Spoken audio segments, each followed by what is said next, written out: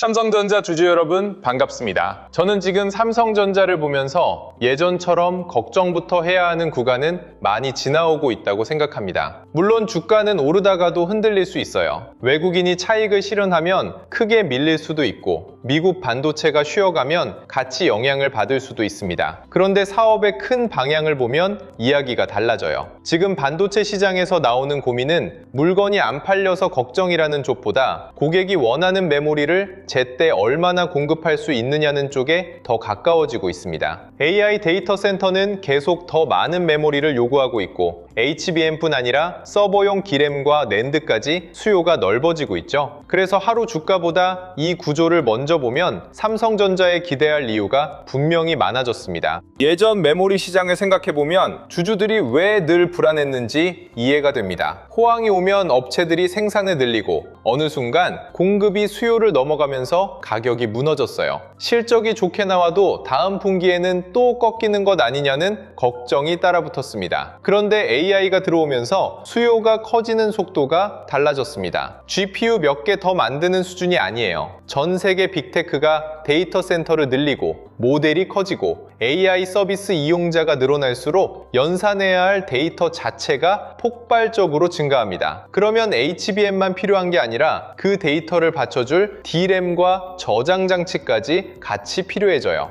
메모리 수요의 판 자체가 커지는 겁니다. 삼성전자가 메모리 공급 부족이 2028년까지 이어질 수 있다고 보는 이유도 여기에 있습니다. 회사가 받은 고객 수요를 기준으로 보면 2027년에는 공급과 수요의 격차가 더 벌어질 수 있다는 전망까지 나왔어요. 이게 무슨 말이냐면요. 예전에는 반도체를 만들어 놓고 누가 사갈지를 걱정했다면 지금은 고객이 먼저 물량을 달라고 하는 상황을 걱정하는 쪽으로 넘어갈 가능성이 커졌다는 겁니다. 반도체 회사 입장에서는 상당히 좋은 변화예요. 수요가 공급보다 강하면 가격 협상력도 달라지고 생산한 물량을 판매할 수 있다는 가시성도 높아집니다. 삼성전자처럼 생산 규모가 큰 회사는 이런 공급 부족이 길어질수록 가진 체력을 활용할 공간도 넓어지죠. 그 중심에 HBM이 있습니다. AI 가속기는 계산만 빠르다고 끝나는 게 아니거든요. 계산에 필요한 데이터를 빠르게 넣어주고 다시 받아줘야 합니다. GPU가 엔진이라면 HBM은 그 엔진이 쉬지 않고 달릴 수 있도록 데이터를 공급하는 통로에 가까워요. AI 모델이 커질수록 그 통로는 더 넓고 빨라져야 합니다. 그래서 빅테크 입장에서는 GPU 확보만큼 HBM 확보가 중요해졌어요. 물량이 부족한데 필요한 곳은 계속 늘어나면 HBM 업체의 위치가 강해질 수밖에 없습니다. 그리고 HBM 한 제품의 생산 능력이 더 배정되면 범용 D램 공급에도 영향을 줄 수 있어서 메모리 전체의 수급을 타이트하게 만드는 효과까지 이어줄 수 있습니다.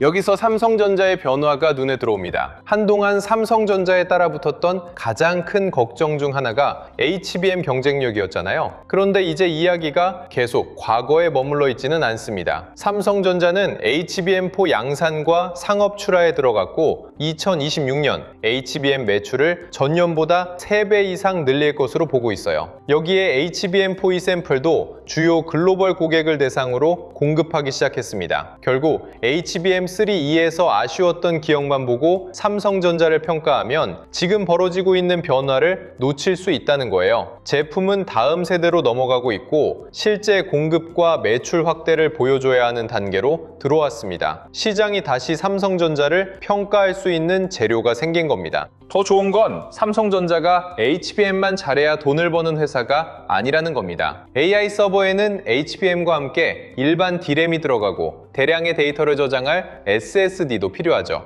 AI가 학습에서 추론으로 넓어질수록 이 저장 장치의 역할도 더 커집니다. 수많은 사용자가 AI 서비스를 쓸 때마다 데이터를 읽고 쓰고 다시 불러와야 하니까요. 삼성전자는 D램과 낸드를 모두 대규모로 공급할 수 있습니다. 그러니까 HBM 공급 부족을 단순히 HBM 한 제품의 호재로만 보면 삼성전자의 수혜 범위를 오히려 좁게 보는 셈이에요. HBM에서 시작된 AI 메모리 수요가 서버 D램과 낸드, 기업용 SSD로 확산될수록 삼성전자가 돈을 벌 수 있는 길도 여러 갈래로 넓어질 수 있습니다. 생산 능력도 생각해 봐야 합니다. 반도체는 주문이 많아졌다고 바로 다음 달 생산량을 2배로 늘릴 수 있는 산업이 아니에요. 공장을 준비하고 장비를 들이고 공정을 안정화한 뒤 수율까지 끌어올려야 실제 판매 가능한 물량이 나옵니다. 수요는 AI 투자 경쟁 때문에 빠르게 늘어나는데 공급은 물리적인 시간이 필요하죠. 이 간격이 지금 메모리 시장을 타이트하게 만드는 겁니다. 삼성전자는 업계 최대 수준의 D램 생산 기반과 선제적으로 확보한 인프라를 가지고 있습니다. 수요가 없을 때는 큰 생산 시설이 부담이지만 고객이 물량을 확보하려고 줄을 서는 시장에서는 반대로 큰 생산 능력이 경쟁력이 됩니다. 만들 수 있는 능력 자체가 돈이 드는 시기로 넘어가는 거예요. 장기 공급 계약이 늘어나는 흐름도 상당히 희망적입니다. 메모리 업체 입장에서 가장 힘든 건 가격이 갑자기 무너지는 거잖아요. 생산해놓은 물량을 소화하려고 가격을 낮추면 매출보다 이익이 더 빠르게 꺾입니다. 그런데 데이터 센터 고객들이 미리 장기간 물량을 확보하려는 쪽으로 움직이면 공급업체 입장에서는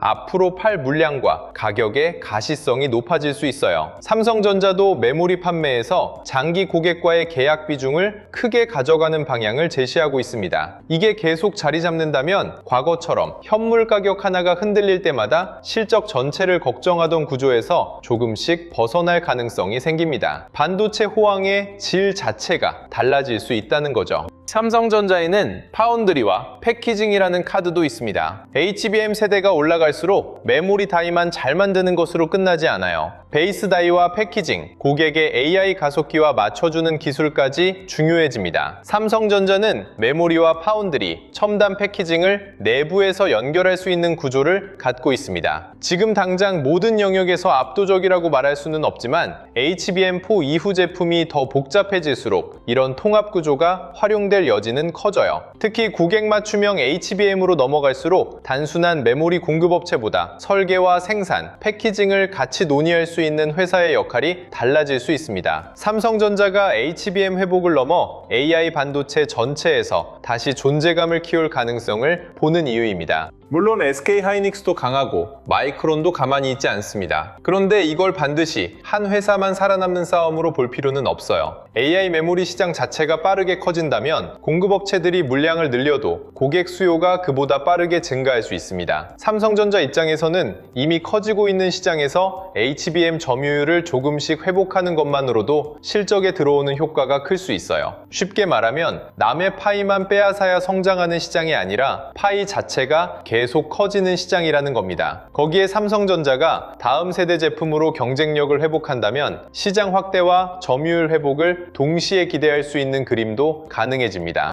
그래서 주가가 한번 흔들렸다고 반도체 호황이 끝났다고 연결할 필요는 없습니다. 주가와 산업은 움직이는 속도가 다르거든요. 주가는 외국인 수급 하나에도 크게 움직이고 차익 실현이 나오면 좋은 실적 앞에서도 밀릴 수 있습니다. 반대로 산업의 수요와 공급은 하루 만에 바뀌지 않아요. AI 데이터 센터 건설이 갑자기 멈추고 HBM 주문이 하루 사이 사라지는 게 아니잖아요. 그러니까 흔들림이 나왔을 때 봐야 할 건 주가 색깔 하나가 아니라 HBM 출하와 메모리 수요가 실제로 꺾였는지, 공급 부족 전망이 달라졌는지입니다. 큰 축이 그대로라면 단기 조정과 장기 추세를 구분해서 볼 필요가 있습니다. 저는 오히려 삼성전자 주주들이 앞으로 확인해야 할 질문이 달라졌다고 봅니다. 반도체가 팔릴까가 아니라 삼성전자가 밀려드는 수요를 얼마나 수익으로 바꿀 수 있을까에 가까워지고 있어요. HBM4 출하가 얼마나 확대되는지, HBM4E가 실제 고객 주문으로 이어지는지, 서버 D램과 낸드 가격이 높은 수준을 얼마나 유지하는지를 보면 됩니다. 그리고 파운드리가 회복되면서 AI 반도체 고객을 더 붙일 수 있다면 이익의 축은 더 넓어질 수 있죠. 그러니까 지금은 막연히 희망 회로를 돌리는 게 아니라 이미 좋아진 수급 환경 위에 삼성전자의 경쟁력 회복이 얼마나 얹히느냐를 확인하는 시간이라고 보는 게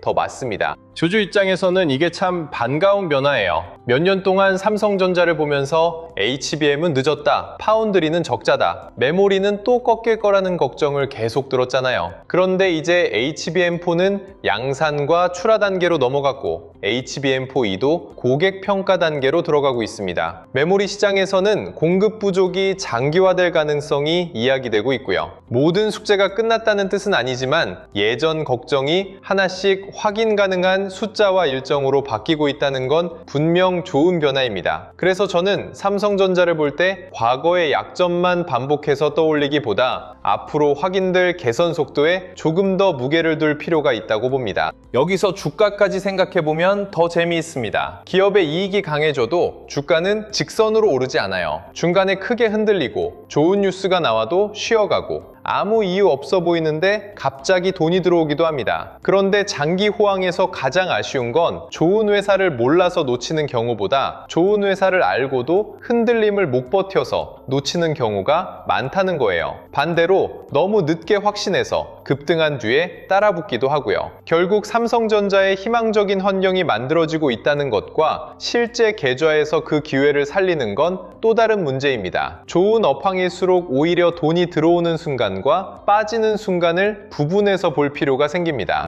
특히 반도체 호황이 길어지면 돈이 한자리에 가만히 있지 않습니다. 어느 날은 삼성전자와 SK하이닉스 같은 대형주에 몰리고 어느 날은 HBM 장비나 후공정 쪽으로 번지고 또 데이터 센터와 전력 인프라로 관심이 옮겨갈 수 있어요. 그러다가 대형주가 쉬는 동안 주변 종목들이 움직이고 다시 삼성전자로 돈이 돌아오기도 합니다. 이런 순환을 늦게 보면 늘 비슷한 일이 생겨요. 삼성전자가 이미 크게 오른 뒤에 이제 진짜 시작인가 싶어서 따라붙고 막상 눌림이 나오면 반도체 호황이 끝난 줄 알고 겁을 먹습니다. 좋은 산업을 알고 있는데도 수익으로 연결하지 못하는 이유가 정보 자체보다 타이밍과 대응에 있는 경우가 많다는 겁니다. 솔직히 개인 투자자가 이걸 혼자 실시간으로 다 보기 쉽지 않습니다. 삼성전자 호가창을 보고 있는데 외국인 수급이 바뀌고 SK하이닉스가 갑자기 먼저 튀고 장비주 거래대금이 살아납니다. 미국 반도체 뉴스도 들어오고 HBM 고객 관련 소식도 나와요. 그러면 어느 게 진짜 삼성전자에 영향을 주는 신호인지 헷갈릴 수밖에 없습니다. 더 큰 문제는 정보가 확인됐을 때는 이미 가격이 움직인 뒤인 경우가 많다는 거예요. 기사 하나를 읽고 다시 검색하고 종목을 확인하는 사이 시장은 기다려주지 않습니다. 결국 좋은 건 알고 있었는데 또 늦었다는 상황이 반복되죠. 저는 이번 반도체 호황에서는 이 차이를 줄이는 게 정말 중요하다고 봅니다. 그래서 삼성전자 주주분들이 장중에 쏟아지는 정보를 하나씩 뒤쫓지 않고 삼성전자에 실제로 영향을 줄 만한 변화와 대응 기준을 빠르게 확인할 수 있도록 삼성전자 실시간 대응 알림센터를 열어두고 있습니다. 이름 그대로 중심은 삼성전자입니다. 단순히 삼성전자 뉴스링크를 보내는 곳으로 생각하시면 안 돼요. 장이 열리기 전에 어떤 반도체 흐름을 확인할지, 장중 외국인 수급이 바뀌면 삼성전자에서는 무엇을 같이 볼지, 갑자기 강한 움직임이 나왔을 때 추격해야 할 장면인지 조금 더 기다릴 장면인지 판단할 수 있도록 시장 변화를 연결해서 보는 겁니다. 혼자 흩어진 정보를 찾던 시간을 줄이고 실제 대응에 필요한 부분을 한 곳에서 확인하는 데 의미가 있습니다. 예를 들어 장 시작부터 삼성전자가 강하게 치고 올라온다고 해볼게요. 혼자 보고 있으면 마음부터 급해집니다. HBM도 좋고 반도체도 호황이라는데 지금이라도 사야 하나 싶죠? 알림센터에서는 단순히 삼성전자 상승이라는 사실 하나만 보는 게 아닙니다. 외국인이 실제로 삼성전자 물량을 받아가고 있는지, SK하이닉스까지 같이 움직이는지, 반도체 거래대금이 살아나는지처럼 그 상승을 받쳐주는 힘을 같이 확인하는 겁니다. 힘이 여러 곳에서 같이 확인되면 보유자는 흐름을 조금 더 차분하게 볼 수 있고 현금 대기자는 무작정 첫 급등을 따라가는 대신 어느 구간에서 다시 확인할지 기준을 잡을 수 있어요. 같은 상승장을 보더라도 행동이 훨씬 덜 급해지는 거죠. 반대로 갑자기 삼성전자가 크게 밀릴 때는 이 센터가 더 필요할 수 있습니다. 좋은 업황을 믿고 있어도 계좌가 빠르게 파랗게 변하면 사람 마음은 달라지잖아요. 그때 단순한 차익 실현인지 반도체 전체에서 돈이 빠지는 건지부터 구분해서 볼 수 있어야 합니다. 외국인이 삼성전자만 파는지, SK하이닉스도 같이 흔들리는지, 미국 반도체와 환율 같은 외부 변수가 같이 영향을 주는지를 연결해서 보는 거예요. 단순한 눌림인데 공포에 던지는 것과 실제 위험 신호가 커지고 있는데 호황만 믿고 계속 물타는 건 둘 다 피해야 합니다. 실시간 대응이 필요한 가장 큰 이유가 바로 이런 순간에 있습니다.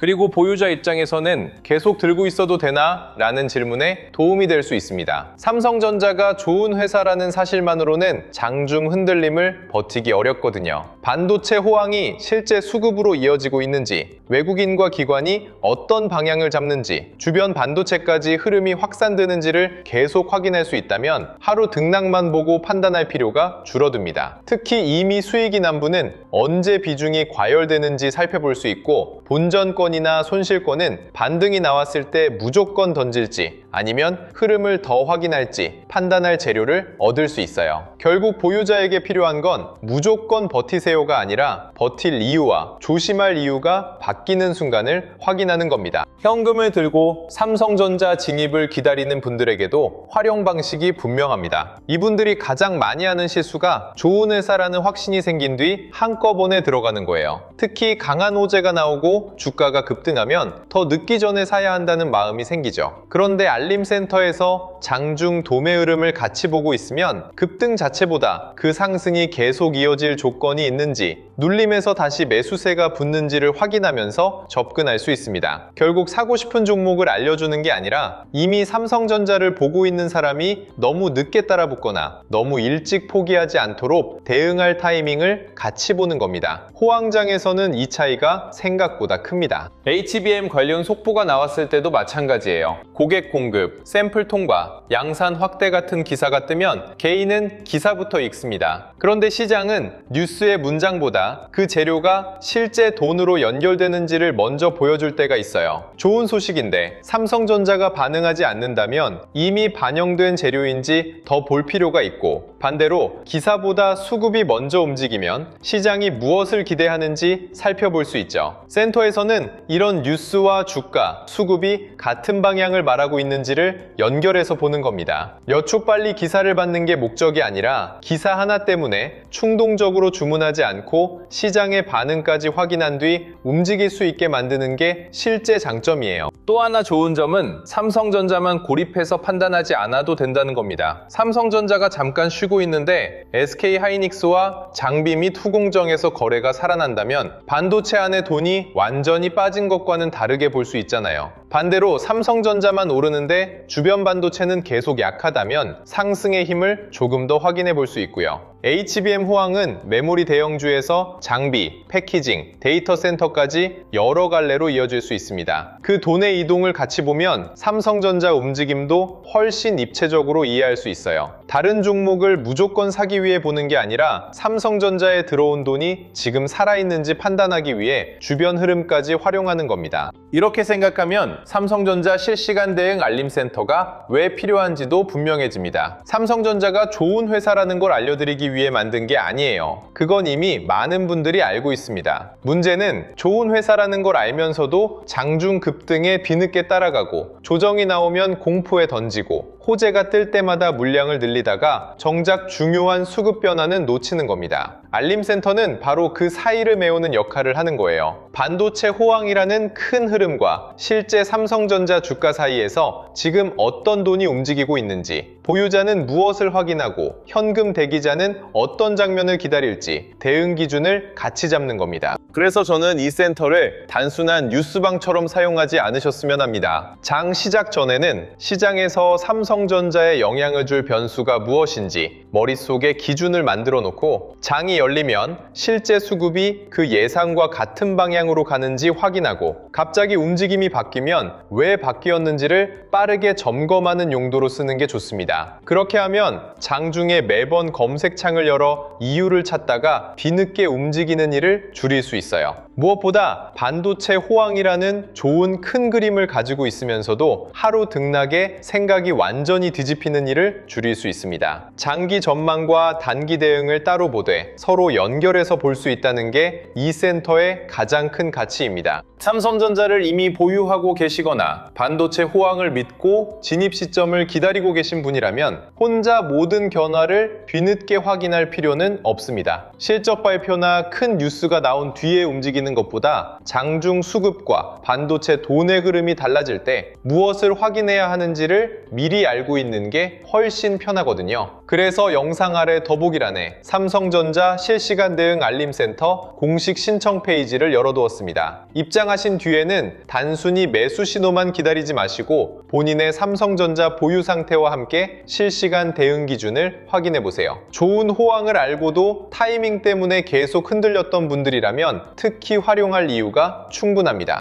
반도체 공급 부족이 정말 2028년까지 이어지고 AI 투자가 계속된다면 이번 흐름은 하루 이틀 보고 끝낼 시장이 아닐 수 있습니다. 그 긴 시간 동안 삼성전자도 계속 오르기만 하지는 않을 거예요. 급등도 나오고 조정도 나오고 외국인이 갑자기 물량을 빼는 날도 있을 겁니다. 그래서 오히려 실시간 대응이 필요합니다. 큰 방향은 믿되 모든 순간에 같은 행동을 하지 않는 것, 강할 때는 힘의 근거를 확인하고 흔들릴 때는 호황 자체가 무너진 건지 단순 수급 변화인지 구분하는 것, 이런 기준이 있어야 좋은 사이클을 끝까지 따라갈 가능성도 높아집니다. 삼성전자 실시간 대응 알림센터는 바로 그 과정을 주주분들과 함께 확인하기 위한 공간입니다. 저는 지금 삼성전자를 둘러싼 환경이 상당히 희망적으로 변하고 있다고 봅니다. AI가 커질수록 HBM은 더 필요하고 HBM이 생산 능력을 가져가면 일반 메모리의 수급도 타이트해질 수 있습니다. 삼성전자는 HBM4를 양산하고 있고 HBM4E까지 다음 단계에 들어갔습니다. 거기에 D램과 낸드의 대규모 생산 능력, 파운드리와 패키징까지 갖고 있죠. 예전에는 삼성전자가 반도체를 얼마나 팔 수 있을까를 걱정했다면 이제는 밀려드는 수요를 얼마나 높은 수익으로 바꿀 수 있을까를 기대해 볼 수 있는 환경이 만들어지고 있습니다. 주가가 흔들릴 때마다 이 큰 변화를 놓칠 필요는 없습니다. 결국 삼성전자 주주들이 기다렸던 건 이런 그림 아닐까요? HBM에서 다시 경쟁력을 보여주고 메모리 가격은 공급 부족 덕분에 힘을 받고 AI 서버가 D램과 낸드 수요까지 끌어주고 파운드리와 패키징이 뒤에서 추가 성장 가능성을 만들어주는 그림 말이에요. 모든 게 한 번에 완성되지는 않겠지만 적어도 걱정만 쌓이던 시기와는 분명히 다른 방향으로 움직이고 있습니다. 그래서 저는 하루 등락보다 이 변화가 실제 실적과 수급으로 얼마나 이어지는지를 계속 보셨으면 합니다. 그 과정에서 장중 움직임은 삼성전자 실시간 대응 알림센터를 통해 함께 확인하면서 대응하시면 됩니다. 반도체가 안 팔릴까 걱정하던 시장에서 이제는 물량이 부족한 시장으로 바뀌고 있습니다. 삼성전자가 이 기회를 제대로 잡는다면 앞으로 보여줄 숫자도 달라질 수 있습니다. 주가는 흔들려도 큰 방향까지 하루마다 바뀌는 건 아닙니다. 지금은 공포보다 기대를 조금 더 크게 가져가도 될 이유가